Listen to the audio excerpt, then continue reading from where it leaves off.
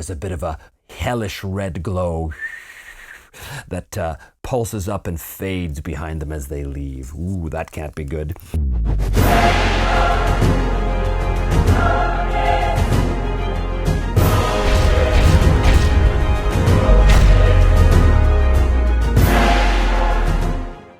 Hello again, and welcome back to Me, Myself, and Die. I am your intrepid host, game master, and player, Trevor Devall. Just a reminder, if you like the show today, don't forget to subscribe and leave a comment. I do read them, believe it or not. I do read them. Also, if you want to talk about the show on the Twitters, with the Facebooks, or the Instagrams, or all that stuff, every little bit helps to get the news out. So, thanks for watching, by the way. I really appreciate you guys keep tuning in and subscribing it. It's pretty cool to see those numbers go up. So, just know that I'm enjoying this as much as hopefully you are. So when we last left off with Simon of Argoston, he had just left the town of Hundatora, the walled seaside town of Hundatora, the walled, booming seaside town of Hundatora, and we discovered a few things about the world. We discovered that there's a large ocean, we discovered that there are a couple of temples to a sea god and a trade god, and we discovered that there's a friendly merchant in town at the Sailor's Mess, who is now an NPC by the name of North, who may or may not be a help for Simon again in the future. Also, interestingly enough, Simon did manage to find a hireling, someone who's mad enough to go back to the necromantic temple with him, a soldier, an ex-soldier by the name of Edbert, who was haunted by the ghost of someone who he slew. So, these two have left Hundatora behind and are now making their way back up the mountain to find the necromantic temple, go inside, and discover what secrets it holds, besides a quick and horrible death. Let's hope that's not the case. So the first thing we do is determine the next morning. It's going to take them a full day to get there. We know what happens there. Let's just determine the weather. Let's just see what the weather's doing, just so we know. 17 is beautiful day, beautiful summer's day, leading into a beautiful summer's evening by the time they get there. Or do they get there? Maybe there's something that interrupts or amends their scene in some way. The chaos factor is 6. 10. So no, it does not get interrupted or altered, so they arrive at the temple at the end of the day, just as the sun is setting, and they move up to the temple, and they can see the shattered remains of the skeletons out here. Now, I don't know what's in this room. I'm gonna ask the Perilous Wilds. So in keeping with the forbidden knowledge theme of this discovery that we made, or this room that we made last time. So what is forbidden knowledge about this? I think that it has something to do with the altar. I think the altar here has like necromantic runes inscribed on it. Simon and Edbert make their way up to the altar. Okay, what do we know about this place from last time? We know the place has been abandoned for a couple hundred years. We know it was overrun by monsters. We know it was overrun by the undead. So the question is this altar, has this altar been used at all recently? I think that's probably unlikely, but it's, I'm gonna say very unlikely. Has this altar been used recently? 09. That is an extreme yes. Ooh, so they get up to that altar, and Simon hasn't had a chance to examine the altar. This is the first chance he's got to examine the altar. And they spread out, and they see that the runes, the strange necromantic runes that are carved in the side of this stone altar, are covered in blood. Simon reaches out and he touches his finger to the altar. It's fresh blood. Something has recently used this altar. Well, has the altar been used by one of the denizens of the temple? I think that's pretty likely. Gonna call that likely. Okay, factor 6, 76. Yes, correct. So the altar has been recently used and it is covered in blood. Simon looks to Edbert. Well, it seems that the dead do not rest quietly in this place. I think we should press on. There's nothing to find here, is there? Simon can't read these runes. He has no idea what this means. He has no knowledge of any kind of like magical rituals, anything like this. This is a total mystery to him. I suppose there's a tiny chance that maybe Edbert knows something about this. He was a soldier. Maybe he fought in some weird places. You know, maybe we fought against the undead at one place. I'm gonna call that it's no way. There's no way he knows anything about this. 09. He does. He actually knows something about this. Edbert goes up to the runes carved on the altar and he looks at them and he says, I can read this. Simon's incredulous. You know what this means? I'm no necromancer, but I know what this ritual is.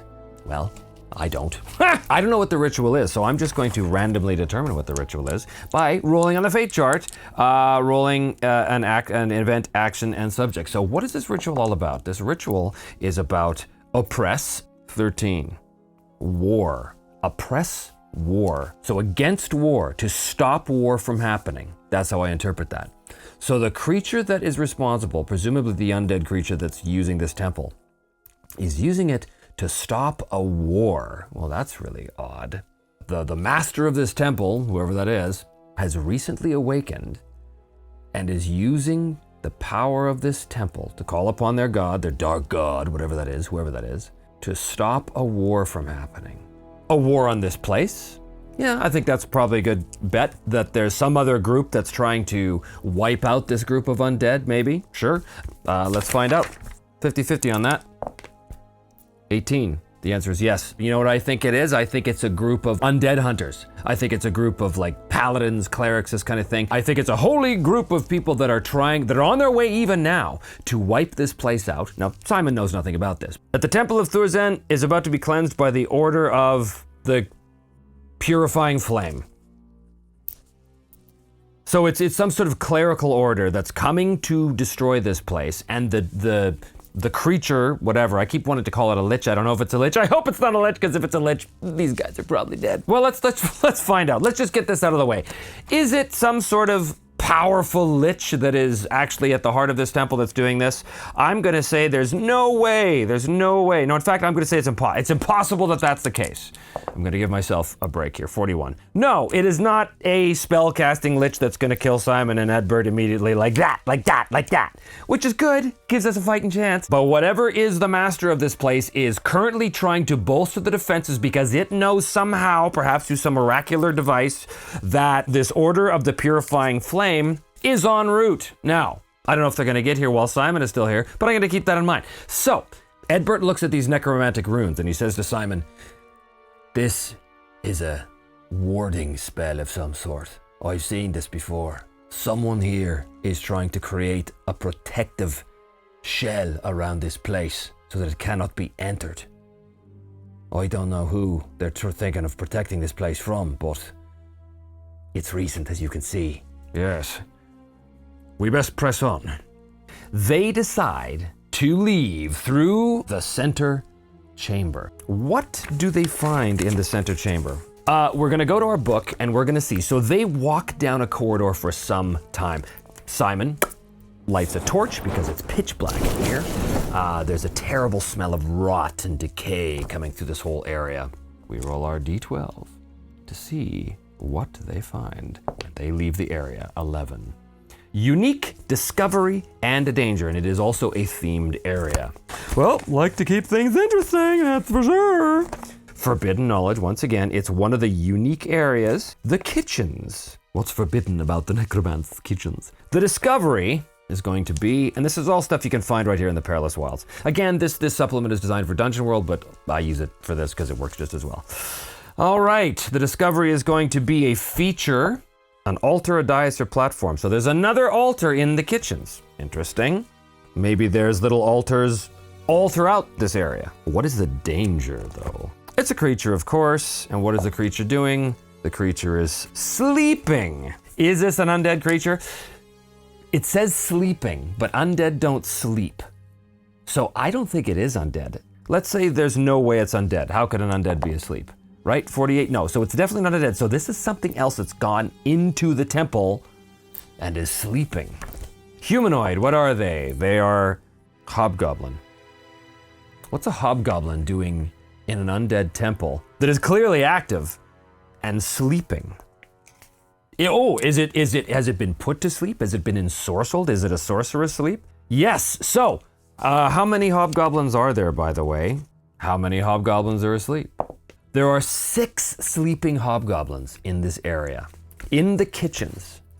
So Simon and Edbert creep into what is obviously an old rundown kitchen. Weirdly, in the center of the kitchen, there is also another altar, very much like the altar that they found in the main temple, smaller this time, but still the same construction, and Edbert even points out the exact same necromantic runes around it. But in the kitchen, clearly slumped over tables, slumped over countertops, are a group of hobgoblins. Big, burly, regular goblins like bigger, tougher, tuskier cousin. And there's 6 of them, and they're clearly down for the count. Was it a trap that put them asleep? I have no idea. 50-50.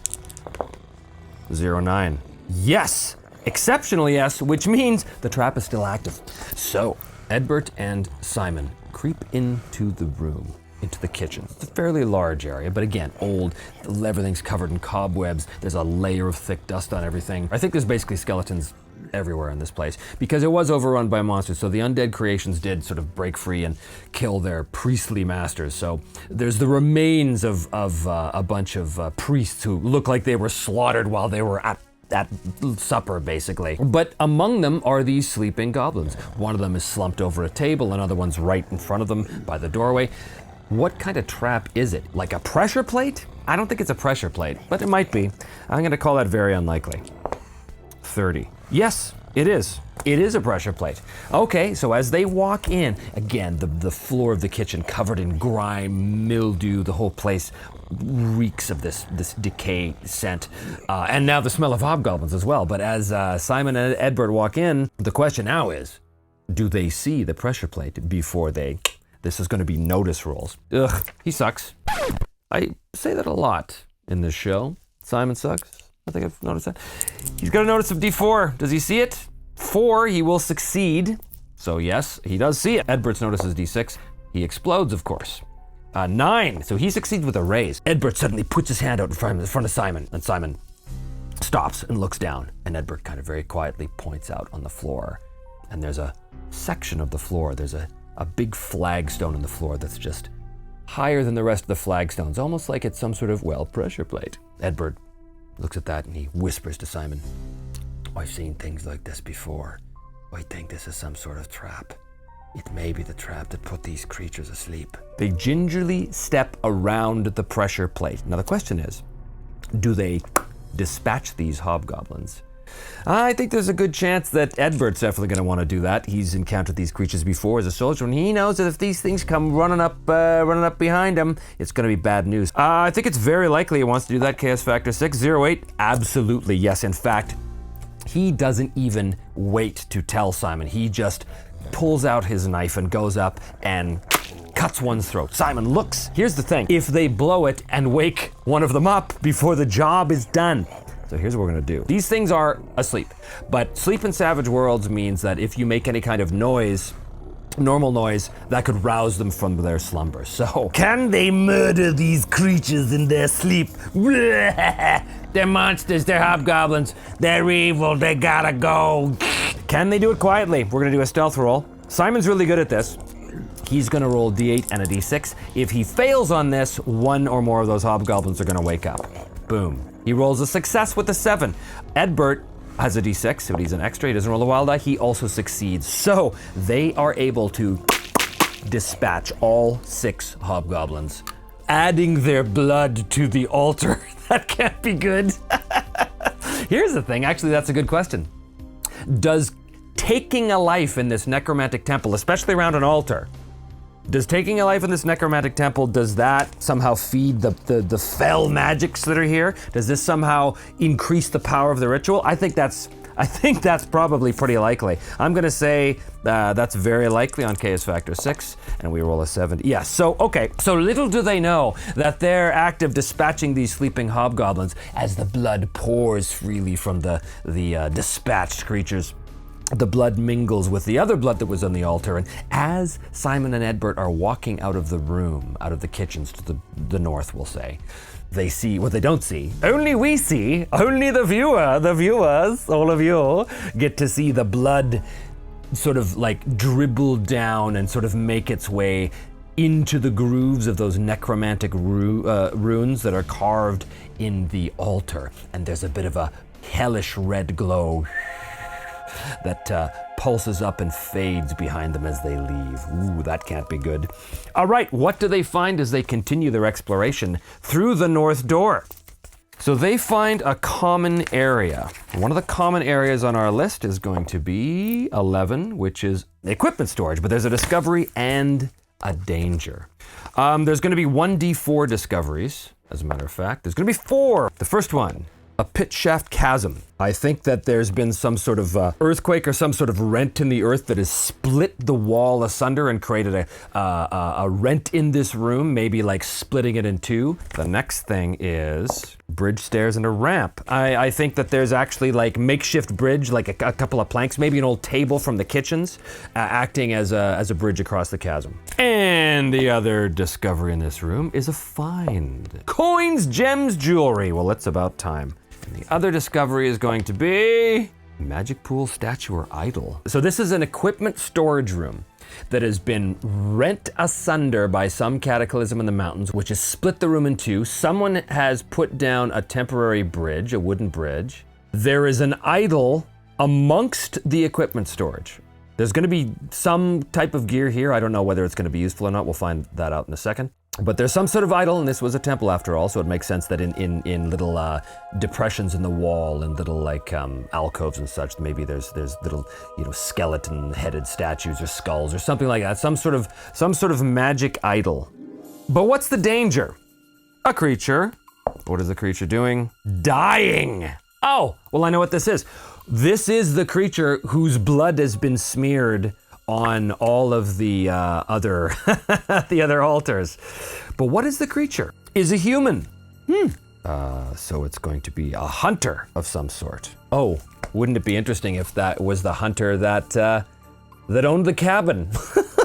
The reason why the cabin that Simon stayed in was unoccupied is because the hunter who used it had accidentally wandered into this temple some time ago, but not that long ago, because he's lying here dying, so he is still alive. But that's a danger, though. Oh, I know why. I know why this hunter represents a danger.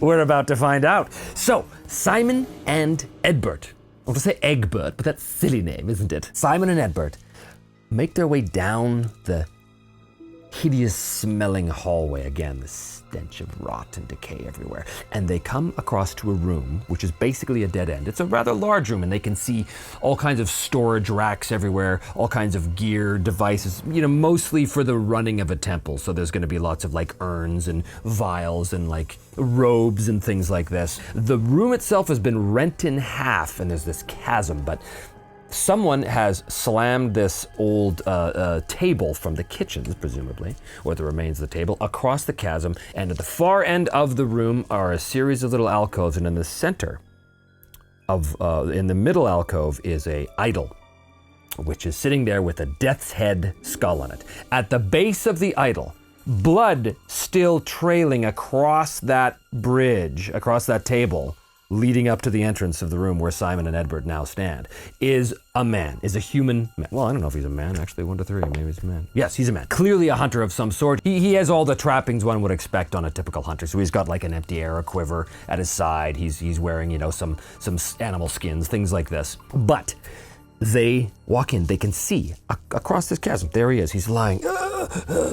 Now he has several cuts. He is dying, so I think he's got big slashes on his forearms like this, and I think that he's got a big cut, and I think he's like sitting there, choking like this. His blood is pouring out of his wounds. Now, he does represent a danger, but I'll show you why in a second. Right away, Simon's like, we have to help him. Edbert puts his hand. No, I think it's a trap. Mate. No, we have to help him. Simon moves across the planks. Simon gets up to him and attempts to heal him. He attempts to stabilize him. The guy's dying. It's bad news. Simon is going to do a healing. He's not very good at this, but he does have a d6. The guy is dying. He's an extra, so there's no wound penalties. If he was a wild card, there would be. He's going to roll. He succeeds, so he stabilizes the man. The man is in terrible shape. He's dying, so I don't think he's gonna get up and I'm ready to help you, Simon of Argoston. No, I think he's like lying there dying. But as Simon is doing this, Edbert comes in, and Edbert's sort of looking around, and right away he starts to twitch, and he starts to realize that his ghost that is haunting him is becoming very agitated, very, very agitated. It's almost like what Edbert sees is the spirit of this person, who we know nothing about yet, but that may become relevant later. The spirit of this person is like swirling around, whispering, chittering in his ear. And Edbert's like, stop it, get out of my head, stop it. Is the ghost responding to the idol? It is somewhat likely, we'll say. 78. Yes. So the ghost is whispering and chittering at Edbert. Like it wants, it keeps like screaming and crying and pointing at the idol, and Edbert looks at the idol. And Simon, in the meantime, Simon's, still tending the wound, and then he starts to hear this sound, this hideous wailing, almost like the sound of ultimate sorrow, coming from this skull-headed idol in the alcove. And it begins. Does it begin to glow? 35. Yes, it's about to cast some horrible spell on them, or some terrible fell necromantic magic is about to come out of this idol. Well, we already know that there is a sleep trap in this place, so I think sleep is associated with this god, like the eternal sleep, the ultimate sleep. This is the final sleep, right? This is what this whole temple is dedicated to, is death. This is yet another kind of sleep spell kind of thing. It's going to do a spirit roll. I think, what is the power level of this idol? Is it equal power to them? I don't know, 50-50. Is it equal power to them? 18, yes, so it is equal power to them, so I'm gonna say that it's a D8. This keening, this wailing starts coming from the idol, and it begins to chant these words. It's not a very effective spell though, so that means that both Simon and Edbert and the hunter all have to do spirit rolls. Let's do Edbert first. Does he fall asleep? He does. Edbert drops to the ground on the far side of the chasm. Not into the chasm, luckily, but on the far side of the chasm. And Simon, he steels himself as best he can against this keening wail coming from this idol. Does he succeed? He does succeed. He does not fall asleep. Oh, and the dying hunter succeeds as well. So Edbert just kind of drops. But as this keening wail sound starts to echo through the corridors behind, and this hideous pull, the pull to the eternal sleep, pulls on Simon, but he's able to shake it off. I think that the thing that has been using the altars is coming, because this hunter is clearly the sacrificial victim who somehow broke free from the thing that is using the altars to cast the spell. And I think this thing is about to find all of our group in this room. Is that the case? Is the thing, whatever it is, bearing down upon them? I'm gonna call it 50-50. Here we go. Is it bearing down upon them? Yes, it is. What is the thing coming for Simon and Edbert and this dying man in this temple? What will happen once it arrives? Is it a lich? No, it's not. We know it's not, but I don't know what it is. But if you tune in next time, we will find out what it is together. Remember to hit like and subscribe, and I will see you next time on Me, Myself, and Die.